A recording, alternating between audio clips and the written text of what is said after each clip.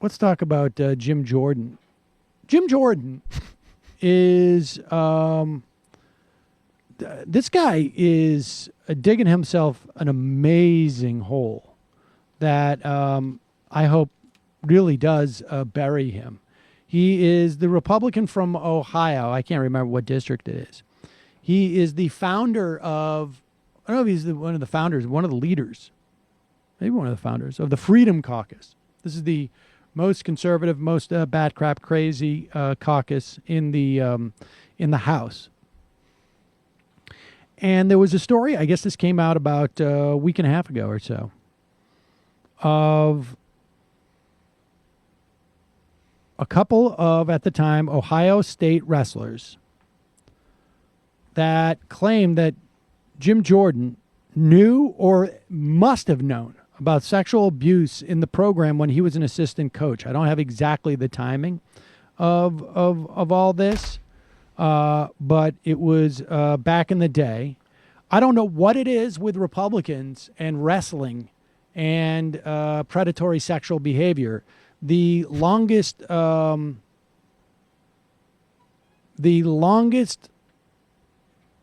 running Speaker of the House, Republican Speaker of the House, was, of course, a pedophile who molested kids when he was a wrestling coach in Ohio. No, in Illinois. Illinois, excuse me. Yeah, neighbors. Neighbors. And that, of course, was Denny Hastert. I don't know what's going on with Republicans in this stuff, but a seventh person has now come out who's on that team, who has said that, and this is back in the 1980s, that he discussed it with Jordan. Jordan was there when people discussed it, and he didn't do anything about it.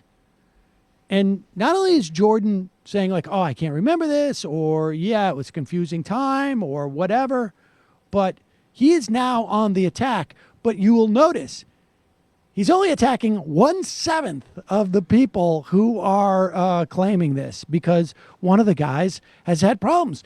You know, and I got news for you. You go through some of this, the idea that only 1 of 7 might have issues following something like this, I think is pretty surprising. But here's Jim Jordan on even on Fox. He sounds like maybe he's got something to hide. What do you think the motivation is then? You'd have to ask them, but I will tell you with Mike DeSabato has a vendetta against Ohio State. He lost a licensing agreement with Ohio State. He is out to get Ohio State. He has a vendetta against our family. He was arrested just 5 months ago, threatening Chris Spielman's lawyer. And Chris Spielman, he's got all kinds of lawsuits against him. And what bothers me more than that is the fact that CNN puts him on TV 3 times in one day. I mean, if they would have done their homework instead of rushing to put someone on TV who's had a criminal record, all kinds of lawsuits against him, saying these kind of false things, and waited for to get the real facts about this guy's background. Okay, but yeah, there you go. There's the defense. One of the guys is not a good guy, and I don't really have any reason as to why he has a vendetta against me, or why he would lie about this, or what he has to gain from it. But one of them seems to have had at least some civil litigation issues and has a criminal record. So the real problem is CNN putting that guy on as opposed to the other 6 guys who have said the exact same thing.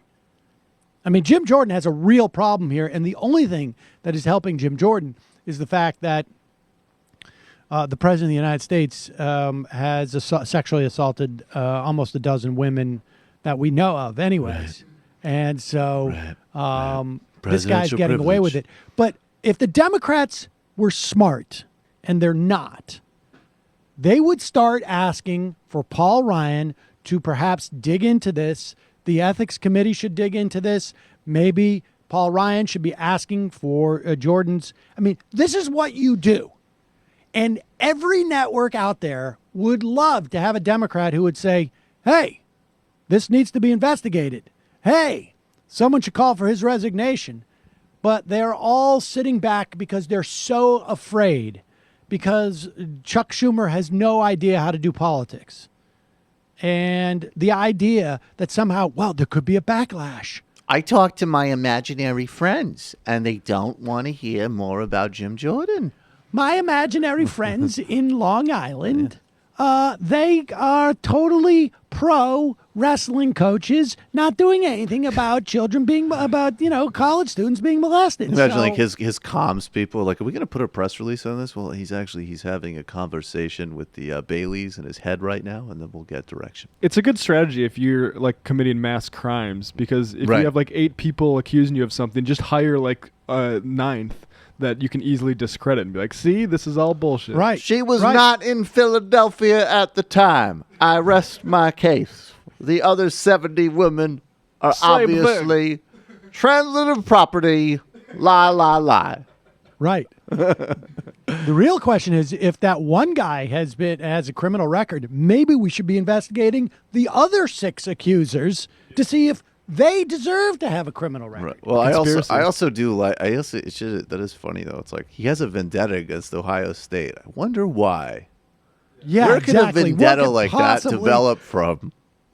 He has this unexplained resentment about Ohio State after he was on a wrestling team where no one seemed to stop the trainer who was sexually molesting assaulting people. him, right? Or even we stipulated that all the other things were true, that this guy got mixed up. It's like, I wonder what kind of, and who knows, maybe he already came in that way, but what kind of potentially traumatic life event might precipitate certain types of Yeah. behavior? Sam Harris hooks him up to an fMRI machine, and he's like, see how irrational he gets when we show him the Ohio State logo. Yes, so irrational. So irrational.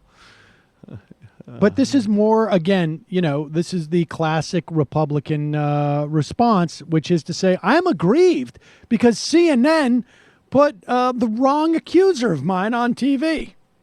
I would love to do something about Jim Jordan, but the Baileys say no. And now they're doing their weekly, they're getting some nosh, which is the once a week when they change up their diet and they have pastrami sandwiches. So I can't talk to them right now.